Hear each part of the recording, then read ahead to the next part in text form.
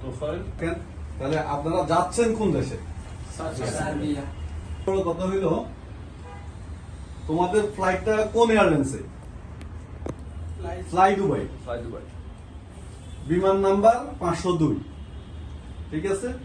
Flight যেহেতু আগামীকাল 5ই June সকাল 8:10 সেই ক্ষেত্রে তোমাদের ইমিগ্রেশন হইতে হইব কয়টায়?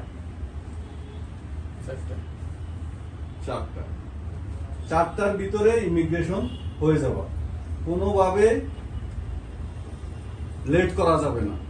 আর কোনো একজনের কারণে যদি লেটের কারণে ফ্লাইট ইমিগ্রেশন না হয় কিংবা ফ্লাইট না যায়, এর জন্য পুরা টিকেটের টাকা যে যেতে পারবে না তারই জরিমানা দিতে হবে।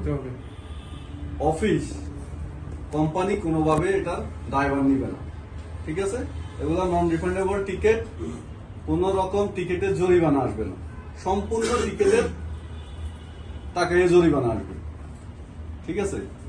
তোমাদের গাফলাত ওখানে ফ্লাইট মিস করো, ভালো করে বুঝে নিবা। ইমিগ্রেশন হওয়ার টাইমে অবশ্যই 4 ঘন্টা আগে এয়ারপোর্টে উপস্থিত থাকতে হবে। অবশ্যই 2টা বোর্ডিং কার্ড এখান থেকে বুঝে নিবা। পরের পেজে দেখো তোমাদের এটা ইনভাইটেশন।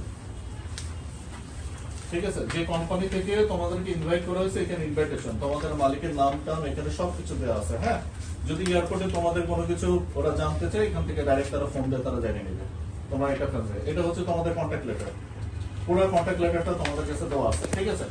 লাস্টের পেজ চলে যাও। লাস্টের পেজে তোমাদের ম্যান পাওয়ার করা আছে, কপি আছে। অতএব কোন রকম কিছু না, সম্পূর্ণ বৈধভাবে বহিরাগমন করতেছ তোমরা। ঠিক আছে। টেনশন না, কোনো ঠিক আছে। সবার জন্য শুভকামনা রইল। হ্যাঁ, ওকে ওকে। আল্লাহ ভিডিও।